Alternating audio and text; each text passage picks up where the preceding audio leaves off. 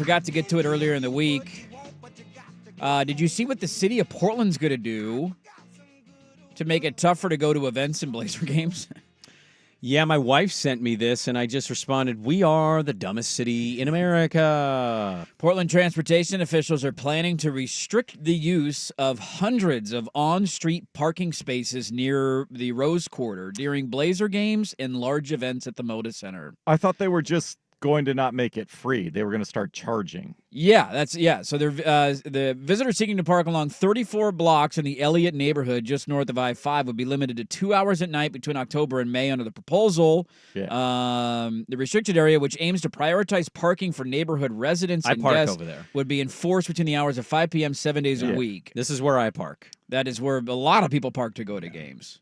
Yeah. Well, they did the same thing a long time when the Timbers went to MLS status. All the parking up there on Goose Hollow and that area, they good luck finding parking there. They jacked it up because it is residential area. That's the problem. Is people are like, I can't. I want to my park house in my doesn't house. have a garage. Yeah. I have to park here, and so they're saying parking permits for area residents would cost $80 annually, with discounted rates based on median family income. So I guess you could show your income of your family and you get there. Eligible households will also be able to receive free annual guest permit for the parking for the year and up to 30 free daily guest passes. This sounds easy to figure out. Awesome. I can't wait to figure that out. Make it slightly more challenging to get to. So we'll see. We'll see if they games. start towing people who park for things at 4 hours there. I mean, it's just one of those, like this one's out of the Blazers' hands. It's just how expensive it already is. Who do we write a complaint to? Kotech or a wife? Well, I don't think this is a state thing. This is a this city is a city thing. Who's This is who's our head of transportation? Who do I write to now? Yeah. Head of Peabot. I don't know who runs Peabot. Who's our Peabot? Who's the head of Peabot? We should probably know that. Transportation City of Portland is Director Millicent Williams. All right. It's a fun name to say. Dearest Millicent. Why didn't they build a bigger parking garage when they built the thing in Thinking the first about that place? area at all? That's No, crazy. never. Stop. They never would. Wow.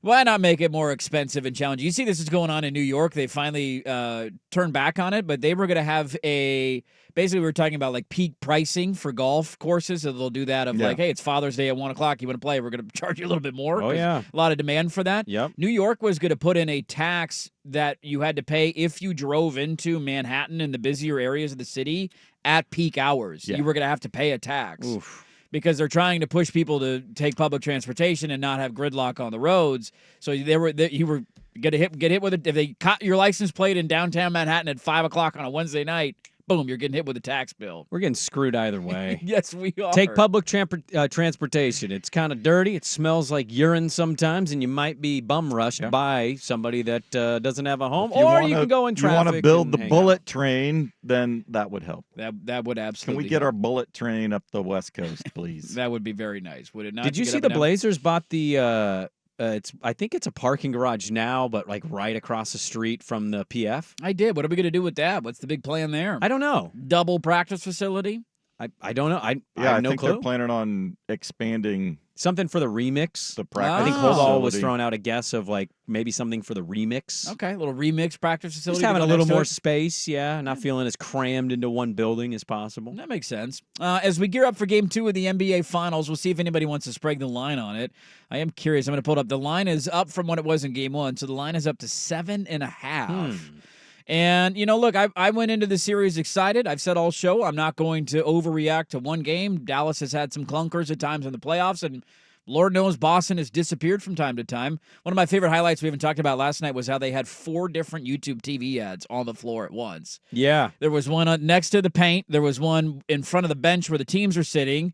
There was one underneath the NBA Finals logo on the floor, and then there was one on the scorebug. So you got to get your money's worth. 4 different YouTube TV NBA Finals looks. But I saw that on my YouTube TV. I did too. A lot of pressure, though, it feels like on Dallas of like, hey, got to play better. And I'm hopeful that I'm still hopeful. It's a very long series, but all of a sudden it's like, all right, let's see what you can do on Sunday night. Boston certainly could have lost both games in Indiana. They ended up coming back and winning it and getting the sweep.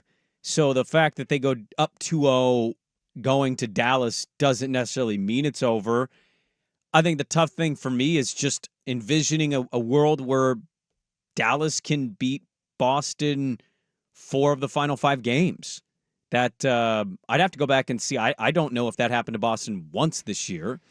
Probably not. I'll go look at the longest losing streak this year. No, Boston was just they'd have the one game where it was a total like they'd get blown out by 35 randomly, or they'd blow a 30-point lead to the Hawks. Like they had those moments, but for me it feels like Dallas has to win. It's really hard to envision a team like Dallas the way they're built, and they're built very well. 4 out of 5, but winning 4 out of 5 against what Boston may not shoot as well as they did. But it's like, oh, Kristaps has fallen off a little bit. Well, Drew's got it. Oh, yeah. Drew's not make it. Well, Jaylen Brown's got it. Oh, Jason Derek White. Like, you just keep going, and you've got 5 guys that can have an output of 20-plus points in any game. Well, and I didn't think Boston was all that sharp offensively. They made some ridiculous clutch shots with the shot clock running down. But I thought they turned it over a little bit. They were still rusty from 10 days off or however many days they had off. I think they can play more efficiently and sharper, and that's a problem for Dallas because Boston's basically saying, all right, Luka, if you can score 60 a night and beat us by yourself, that's fine, but we're not letting any of these other guys get loose. I mean, not shocking considering what their record was. They didn't have more than a 2-game losing streak, and they certainly didn't have any stretches where they even lost 3 of 4 games. No, not at all. There was somebody had somebody had senior writer for Sporting News, Stephen No, had a great. He put 3 different pictures together of Boston's defensive strategy, and it basically was like when Porzingis is on the floor, he leaves whoever the hell he's guarding to help on Luka or Kyrie as they're penetrating or driving or whatever. There's 3 different players. One of them's Washington, one is Jones. I can't really tell who the other guy is because he's not facing the camera, but 3 different guys where there's just dudes wide open at the 3-point, just standing there. Nobody's within 15 feet of them. Was it Green? Might have been Green. It might have been Green in one of the plays, and so he just says, like, can Dallas make them pay? If Porzingis is going to defend that way when he's on the floor and you're going to help out and have 2 guys look occasionally at Luka, can these guys knock down open shots? And I think that was the fear coming into the series for some of, like, all of those guys played out of their gourd against OKC in the second round of the playoffs. It was a big reason they won that series, and they were relatively good against Minnesota, but that was more of just Luka and Kyrie. But if you're going to defend those guys that way and you're going to leave guys wide open, we saw that in Portland for years of like, Al-Farouq Aminu, go ahead, dude. We're not going to guard you. And if those guys aren't knocking down their shots, it just makes it more challenging because we all know Boston's the better team.